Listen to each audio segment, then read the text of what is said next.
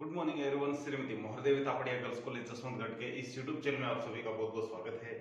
आज का हमारा जो डिस्कस का टॉपिक है वो है उदारीकरण। उदारीकरण से ऐसे सरकार द्वारा ऐसी नीतियां अपनाए जाना है जिन नीतियों के अंतर्गत है जो कि किसी देश के औद्योगिक और आर्थिक विकास में जो देश के जो ऐसे नियम है, ठीक है, जो कि देश के औद्योगिक और आर्थिक विकास में कहीं न कहीं बाधा बन रहे हैं, उन नियमों, उन कानूनों, उन प्रतिबंधों को या तो समाप्त करना और या उनमें थोड़ी ढील देना है, यानी उसमें थोड़ा सा लचीलापन अपनाना है। तो ये है उदारीकरण। तो सामान्यतः कोई भी देश है जो उदारीकरण के माध्यम से अपने देश के औद्योगिक विकास को बढ़ाना चाहती है और उदारीकरण के माध्यम से देश की सरकारें हैं जो आर्थिक विकास को बढ़ावा देना चाहती है। तो इसके तहत है जो कि कुछ उन्हें जो अपने देश के लिए जो कड़े नियम बने होते हैं, जो प्रतिबंध लगे हुए किसी प्रकार से धंधों पे या आयात निर्यात पे, तो उन जो प्रतिबंध है, जो नियम है, जो कड़े नियम है, या तो उनमें कुछ ढिलाई करना है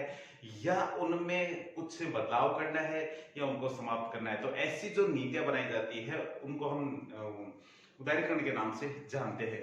सामान्यतः उदारीकरण का जो औचित्य है, हम कुछ बिंदुओं के आधार पर ये बता सकते हैं कि इसका औचित्य है या नहीं है, इसकी आवश्यकता है या नहीं है। तो इसकी आवश्यकता या औचित्य की बात करें तो कुछ हमने बिंदु ले रखे, कुछ पॉइंट्स ले रखे, उनके आधार पर हम थोड़ा सा बताना चाहेंगे कि उदारीकरण की आवश्यकता क्यों है। तो सबसे पहले विश्व की अर्थव्यवस्था से जोड़ने के लिए, तो हम जानते हैं कि आज जो भी सबसे हम सभी इस चीज को भली भांति जानते हैं कि जो भी देश आज सबसे टॉप पे बैठे हुए हैं, ठीक है, सबसे जो टॉप कंट्रीज है उनकी बात कर लेते हैं, तो वो उस लेवल पे कैसे बैठे हैं। तो उस लेवल पर बैठने का उनका एक ही रीजन है कि उन्होंने उद्योग धंधों को अपनाया है। उन देशों में बहुत बड़ी मात्रा में उद्योग धंधे हैं और उन्होंने व्यापार का रास्ता अपनाया। और हम जानते हैं कि देश में सर्वाधिक जो आय वाले लोग हैं वो व्यापारिक वर्ग ही है। तो इससे सिंपल सी बात ये जो समझ में आ जानी चाहिए कि व्यापार से ही सबसे ज्यादा इनकम है जो हो सकती है। सेकेंड वर्ल्ड वॉर के समय जब अर्थव्यवस्था बिल्कुल छिन्न भिन्न हो गई थी सभी देशों की, तो उस समय जो IMF है, अंतर्राष्ट्रीय मुद्रा कोष है, WTO है, इनकी जो स्थापना हुई थी और WTO से पूर्व इसका नाम गेट था। और कहने मतलब है जो ऐसी जो संस्थाएं हैं व्यापार को बढ़ाने वाली या व्यापार को किसी न किसी तरीके से आगे बढ़ाने का काम करने वाली जो संस्थाएं हैं उनकी स्थापना हुई। तो उनका उद्देश्य यही था कि व्यापार के माध्यम से दुनिया वापस उठ सकती है ऊपर, अदरवाइज है जो कोई दूसरा रास्ता नहीं है। और ये समस्या का कहीं न कहीं ये सभी अर्थव्यवस्था के लिए ये एक कारण बन सकता है। तो लोगों ने यही अपनाया, व्यापार का रास्ता अपनाया और आज सभी देश है जो तरक्की कर रहे हैं। और जो उस समय जो पावरफुल देश थे उन्होंने बहुत अच्छे से इसका उपयोग किया व्यापार का और आज वो शानदार कंडीशन में है। तो सबसे पहले हमारा जो टॉपिक पहले है विश्व की अर्थव्यवस्थाओं से जोड़ना। तो विश्व की अर्थव्यवस्थाओं से जोड़ने यदि जुड़ जाते हैं हम, तो इससे क्या होगा, इससे होगा ये कि वो दूसरे देश है हमसे व्यापार करेंगे, हम उनसे व्यापार करेंगे, व्यापार के माध्यम से है हम उनसे सामान खरीदेंगे, वो हमसे सामान खरीदेंगे। तो व्यापार के माध्यम से इनकम होती है, क्योंकि व्यापार जब स्टार्ट होता है तो कोई ना कोई चीजें उसमें तैयार की जाती है। चीजें तैयार करने में लोगों को रोजगार भी मिलता है बड़ी मात्रा में और नई नई चीजें देखने को मिलती है व्यापार के माध्यम से। तो जब इतनी सारी फायदे वाली चीजें सामने आती है कि रोजगार भी मिलता है, प्रोडक्शन भी बढ़ता है, प्रोडक्शन जो चीजें प्रोड्यूस होती है वो नई नई चीजें हमें देखने को मिलती है, तो व्यापार के माध्यम से सारी चीजें आती है। तो इस तरीके से जीवन यापन का जो रास्ता है वो आगे कहीं न कहीं बढ़ने की और इस माध्यम से जो दिखाई देता है। तो इसलिए विश्व की अर्थव्यवस्था से जोड़ने के माध्यम से भी हम देखते हैं इसको उदारीकरण को, तो वो भी इसकी एक जरूरत बना हुआ है।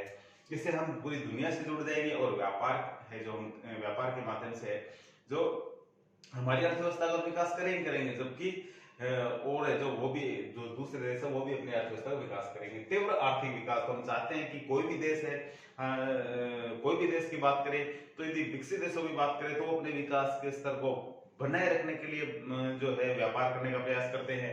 और यदि बात करें यदि विकासशील देश है तो उस विकास के स्तर को, या अविकसित देश है जो उस विकास के स्तर को प्राप्त करने का जो प्रयास करते हैं। तो आर्थिक विकास सभी देश चाहते हैं, तो किसी न किसी माध्यम से उनका सबका जो अलग अलग है जो वे हो सकता है, और अलग अलग उनके जो मापदंड हो सकते हैं कि अल्प विकसित या जो विकासशील देश है वो तो विकास के स्तर को प्राप्त करना चाहते हैं, जबकि विकसित देश है वो अपने उस लेवल को बनाए रखने का प्रयास करते हैं।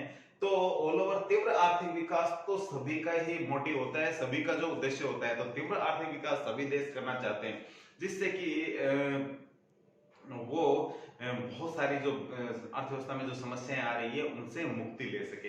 तो ये इसका आवश्यकता कारण है। बात करें नेक्स्ट पॉइंट की, तो मुद्रा प्रसार पर नियंत्रण। तो मुद्रा प्रसार है, लगातार यदि देश में प्रोडक्शन कम होगा तो मुद्रा प्रसार होगा, यानी कि चीजें महंगी होने लगेगी। तो इसके लिए व्यापार ही है, व्यापार के माध्यम से जो दूसरे देशों से चीजें आ सकती है और उस जो वस्तुओं की जो मांग का जो लेवल है उसको नियंत्रित किया जा सकता है, सप्लाई को भी नियंत्रित किया जा सकता है, और जो महंगाई है उस पर कहीं न कहीं नियंत्रण किया जा सकता है, अर्थात मुद्रा प्रसार है जो रोका जा सकता है। तो इसलिए भी इसकी आवश्यकता है। आय एवं रोजगार में वृद्धि, तो हम जानते हैं, क्योंकि उदारीकरण का मतलब ये है कि दो देशों के बीच में व्यापार या आर्थिक विकास में जो भी चीजें कोई काम में लेने वाले हम उन सभी को शामिल करते हैं, तो नॉर्मली हम व्यापार से समझ सकते हैं। तो हमारा जो ये पॉइंट है ये यही कहता है, आय और रोजगार का मतलब है कि दो देशों के बीच में व्यापार होगा तो निश्चित रूप से आय और रोजगार भी बढ़ेगी। किस तरीके से बढ़ेगी? क्योंकि व्यापार किसी न किसी वस्तु का होगा, किसी न किसी चीजों का होगा, और उनका जो प्रोडक्शन चाहे वो खेतों में करे, चाहे वो कंपनियों में करे, चाहे अन्य किसी जगह पे करे, और उनको सबको क्या है व्यापार में काम मिलेंगे। तो इन चीजों को तैयार करने वाले लोग ही होते हैं, तो उनको रोजगार मिलेगा, उनकी आय बढ़ेगी और उनको फायदा मिलेगा।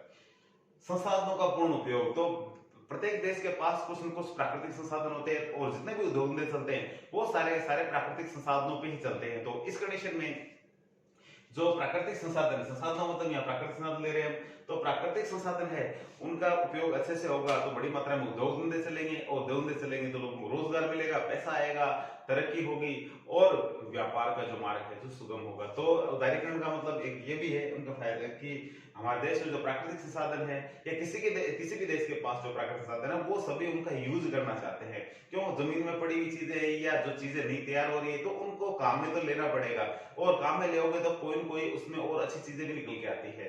तो यही है। नेक्स्ट पॉइंट बात करें, स्वस्थ औद्योगिक प्रतिस्पर्धा को विकसित करना। ठीक है, तो जब बड़ी मात्रा में प्रोडक्शन होता है तो आपस में कंपटीशन भी बहुत सारा होता है। तो कंपटीशन में हर व्यक्ति या हर कंपनी क्या करती है, अच्छी चीज बनाने का प्रयास करती है। यदि हम अंतरराष्ट्रीय स्तर में यदि बात करें कि जैसे मेरे हाथ में पेन है, तो ये पेन बनाने वाली कोई कंपनी है, ठीक है, तो इंडिया में बनता है, अमेरिका में बनता है, चाइना में बनता है, जापान में बनता है, ऑस्ट्रेलिया में बनता है। तो इन सभी का अंतरराष्ट्रीय मार्केट में जब इनकी बढ़िया क्वालिटी होगी, सबसे ज्यादा उसी की डिमांड होगी, तो उसी को लोग ज्यादा खरीदेंगे। तो प्रत्येक कंपनी क्या चाहती है, प्रत्येक देश की कंपनी चाहती है कि उसका प्रोडक्ट सबसे ज्यादा बढ़िया हो, ताकि उसकी डिमांड हर देशों में हो और बड़ी मात्रा में बिके और पैसा कमाए। तो इसके लिए भी जरूरी है कि स्वस्थ प्रतिस्पर्धा होती है इससे। तो फायदा ये होता है कि इसमें लोगों को अच्छी चीजें देखने को मिलती है, अच्छी चीज यूज में करने के लिए मिलेगी। कठोर नीतियों एवं नियमों से मुक्ति दिलाना, तो ये भी एक है कि बहुत सारे देश है जो दूसरे देशों से व्यापार को कहीं न कहीं बहुत कठिन बनाए हुए हैं। क्यों? क्योंकि वो अपने जो घरेलू उद्योग धंधे उनको बचाव देने का प्रयास करते हैं। तो इसके लिए जो नियम है वो थोड़े से लचीले हो, जिससे कि क्या है आपके घरेलू उद्योग धंधे वो भी थोड़ा बहुत प्रतियोगिता करेंगे तो अच्छी चीजें बनाएंगे। इसके अलावा उनको भी थोड़ा मोटिवेशन मिलेगा कि दूसरे देश की कंपनी हमारे देश में आ रही है तो हम कोई अच्छी चीज बनाए और हम भी आगे प्रोडक्शन करें, और बड़ी मात्रा में प्रोडक्शन करके कहीं उनको हम आगे नहीं जाने दें। तो ये भी चीजें आती है उसमें। तो इसलिए जो नीतियां हैं, जो नियम बने हुए हैं, उनमें कहीं न कहीं थोड़ी सी जो ढील भी कहीं न कहीं मिल ही जाती है। विदेश निवेश को प्रोत्साहन देना, तो ये भी एक कारण है कि विदेशी जो कंपनियां हमारे देश में आके जो निवेश कर रही है, अपना बिजनेस स्थापित कर रही है, तो उनको प्रोत्साहन देना भी एक इसका उद्देश्य माना जाता है, या समझते इसकी आवश्यकता भी है। नेक्स्ट बात करें देशवासियों के जीवन में सुधार के लिए। जब देश में व्यापार होगा बड़ी मात्रा में, तो उद्योग धंधे बहुत बड़ी मात्रा में चलेंगे, नए देश में रहने वाले लोगों को नई नई चीजें देखने को मिलेगी, एक ही चीज की अलग अलग कंपनियां आएगी, तो देशवासियों को अच्छी और सस्ती चीजें देखने को मिलेगी। इससे क्या है, उनके लाइफस्टाइल है जो इजी हो जाएगी और लोगों को रोजगार भी बड़ी मात्रा मिलेगा। तो देशवासियों को इसमें कहीं न कहीं फायदा ही होता है।